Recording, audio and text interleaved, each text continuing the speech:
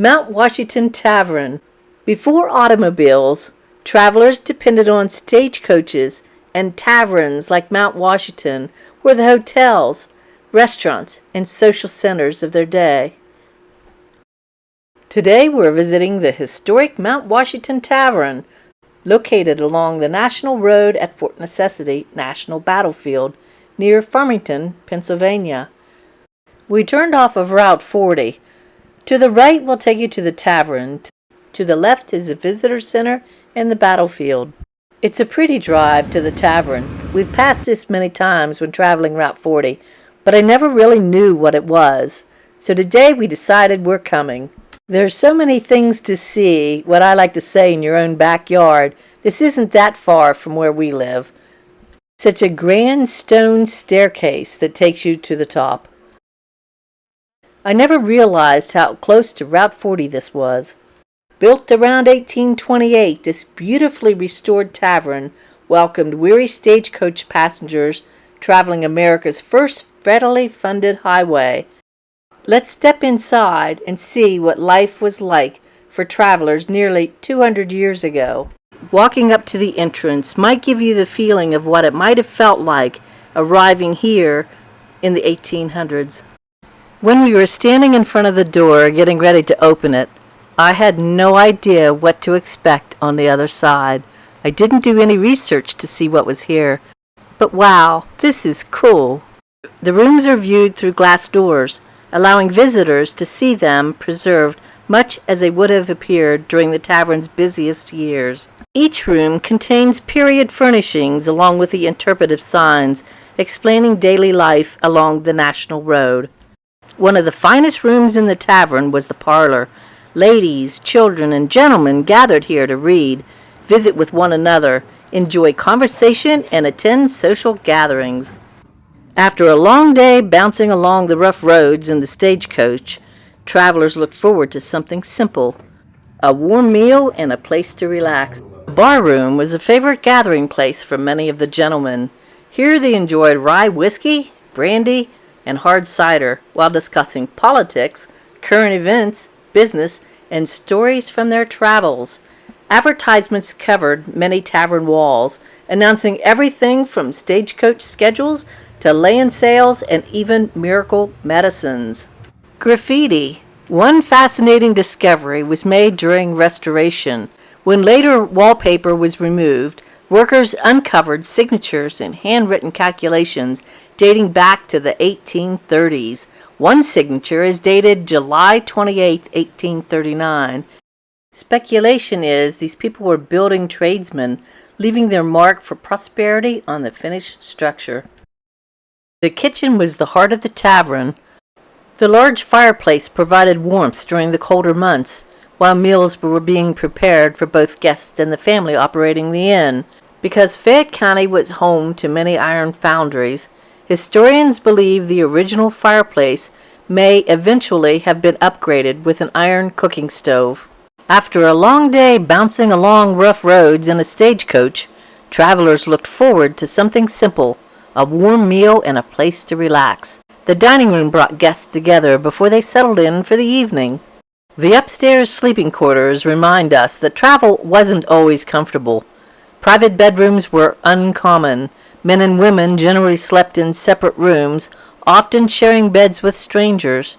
Travelers usually slept fully clothed for warmth and to protect their belongings. Simple comforts included only a wash basin and a chamber pot.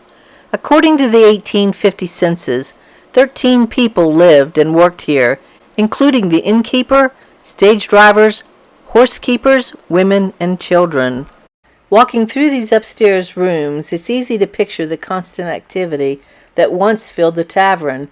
Guests arrived at all hours, carrying trunks, blankets, and supplies after days of travel over rough roads. These quiet rooms witnessed countless stories. Families beginning new lives in the West. Merchants conducting business, and travelers simply seeking a safe place to rest before continuing their journey. Today, the carefully restored furnishings offer a glimpse into everyday life during the stagecoach era. Every bedroom has been furnished to reflect what visitors might have found during the tavern's busiest years.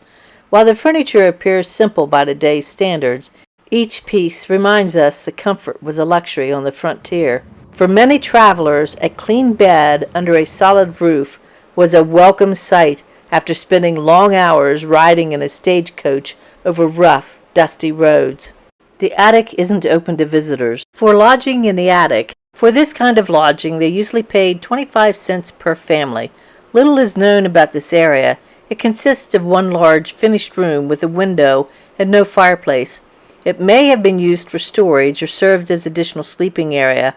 Guests could have been accommodated in a dormitory-style beds or a crude straw-filled mattress on the floor. We enjoyed getting to look around at our own pace. We admired the details to the sides of the stairs.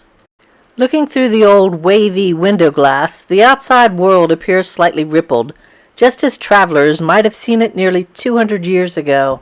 Looking outside, it's easy to imagine what this property looked like when it was filled with activity.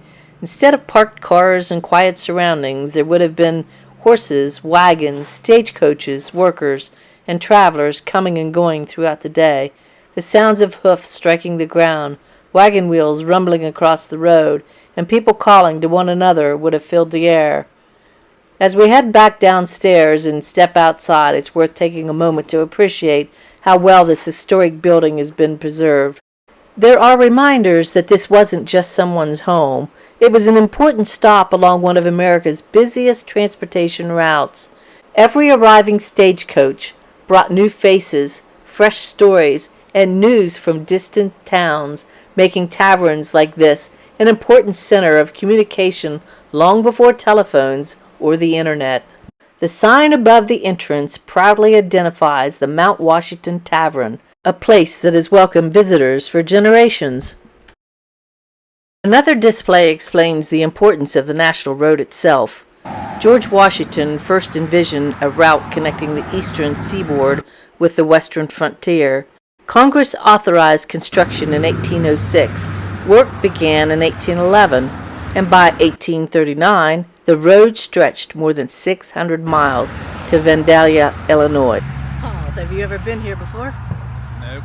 Me neither. This is pretty cool. Yes, it is. Just started looking, but there's more to see. A busy Route 40. Can you hear it? Goes all the way down that way. It's busy. Just a short distance from the tavern stands another reminder of American history. A stone marker notes the location of Fort Necessity, where 22-year-old Lieutenant Colonel George Washington commanded his small force during the French and Indian War in 1754. It's remarkable that two important chapters of early American history stand only a few hundred yards apart. Today, people come here to learn about history, but during the 1800s, people came seeking food, shelter, fresh horses, and a chance to continue their journey safely. Passengers spent long hours riding over rough, often muddy roads with very little suspension to soften the bumps. The trip could be dusty in the summer, cold in the winter, and uncomfortable in almost every season. Yet for many Americans heading west, the stagecoach represented opportunity, adventure, and the promise of a new beginning. Although railroads eventually replaced stagecoach travel, the National Road became the foundation for America's future highway system. Outside, interpretive signs explain how busy this property once was. Stables and outbuildings stood nearby where fresh teams of horses waited for arriving stagecoaches. The Good Intent stage line changed horses every 10 to 15 miles as coaches traveled 60 to 70 miles each day along the National Road. It's one thing to read about history, but quite another to stand where so many travelers once ended their day. Our visit to the Mount Washington Tavern offers a glimpse into the daily lives of the travelers who helped shape early America. From shared bedrooms and hearty meals to stagecoach stops and westward expansion, this historic building preserves the story of a life along the National Road. Thanks for joining me on another adventure. If you enjoy exploring historic places, please like this video, subscribe to Jill Garbart Studio, and come along as we continue exploring Fort Necessity National Battlefield, and many more fascinating destinations. Thanks for watching, and I'll see you in the next adventure.